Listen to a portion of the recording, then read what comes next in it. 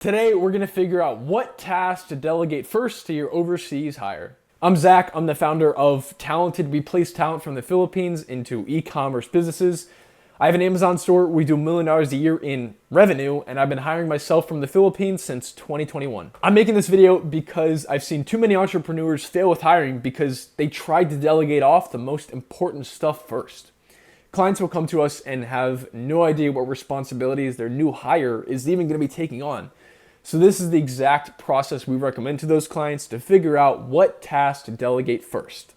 And if this is valuable to you, I hope that one day you'll work with us to find your next overseas hire. So the framework we're going to go over today starts off with documenting every task you do in a week, scoring and ranking those tasks by time required and skill level needed, and then the actual implementation of this strategy. Starting off with tracking your tasks. Now, some people will try to just do it in their head, think about what they do in a week, but I always recommend actually performing a task audit, writing it down, because time is obviously our most valuable asset, but we don't always know where it's being spent. And so by being intentional about tracking it, you see, okay, here are the tasks that I am spending too much time on that I really don't need to be doing myself anymore, and here are the ones I don't have enough time for. Let's hop into the actual task audit sheet. And by the way, if you want access to the sheet, there's gonna be a link in the description below for you to download. So I have this sample task audit here, some of the tasks I would complete, what my day would look like before I had a team. So I start off with the task name, then the time I started the task, the time I finished the task, the sheet calculates the duration, and then the frequency, how often I'm completing that task, and any notes if I have them. Completing that for Monday, Tuesday, Wednesday, all the way to Sunday. And the next thing we do is task categorization. So we put them into two different buckets. Time commitment, how much time we're spending on that task in a week, and skill level required, how easy it would be to teach this task to someone else. The ones with the highest time commitment and the lowest skill level required are gonna be the ones I wanna delegate first. So if we hop back into the task audit, we can start filling out this last column for skill level needed. So say for an interview, I would say medium to high. Lead review for an Amazon business, high. This is for an example of an Amazon online arbitrage business. OA checkouts, actually performing the purchasing, is gonna be low. That's just a couple buttons. Inventory sheets, also low. Repricing, high for sure. Interview, we already said medium. Cashback recon, a low. Bookkeeping, medium to high. I'm gonna go with medium. Stranded inventory, low. eBay listings, definitely low. Teach someone that. Sourcing, high. I'm not gonna teach that. All right, so now that you would complete that for the whole week, then we can hop over into the overview tab here, which gives you an aggregation of this data. So if we look over here in the ranked by time section, we can see the ones we spent the most time on this week. So first is sourcing, but it's also the highest skill level required. Second and third are gonna be cashback recon and eBay listings for this example.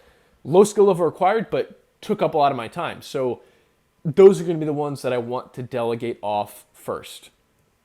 Now, the question you're probably asking next that comes up is, what do I spend my time on after I've delegated off those tasks? That's when we look over to this column of the highest skill level, the stuff that only you can do.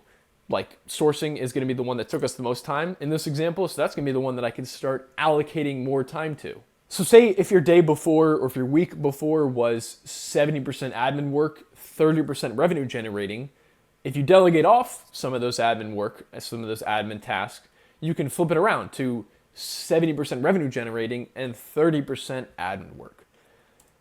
Here's some examples I have based on different e-commerce business models that we've worked with. So first one is gonna be similar to what we just went over, Amazon wholesale OA. Sourcing is gonna be the highest skill level, purchasing inventory sheets, lowest skill level. If you sell on TikTok shop, say content creation is your highest skill level. Post engagement, customer service, lowest skill level. If you have a PPC agency, maybe your task audit looks like optimization and strategy are the highest skill level, the ones you spend the most time on. But client onboarding, initial campaign setup, you could teach to someone. They have the lowest skill level required.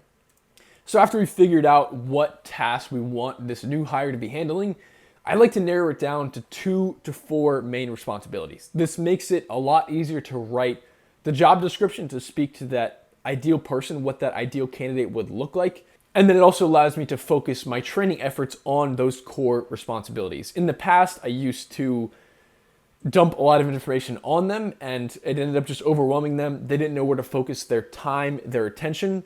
So instead, now I focus with those core responsibilities and expand out from there as they gain confidence, as they gain skill in those core responsibilities. The most common mistakes I see with this task audit is first, having a small time frame. So seeing a task and being like, oh, well, like looking at it on a day basis, and you're like, well, it only takes me 30 minutes. And then when you extrapolate it out to like weekly or monthly, it's like, oh, I complete the task 20 times. Now it's 10 hours of your time. Second mistake is estimating the time it's gonna take someone based on how long it takes you. So like, oh, well, this task only takes me 20 hours a week, so that's how long it's gonna take them. It's hard. I have to remind myself this too, that I have more context, I have that muscle memory, so when I delegate the task to someone, I'm not surprised when it takes them more time than it did for me to complete it.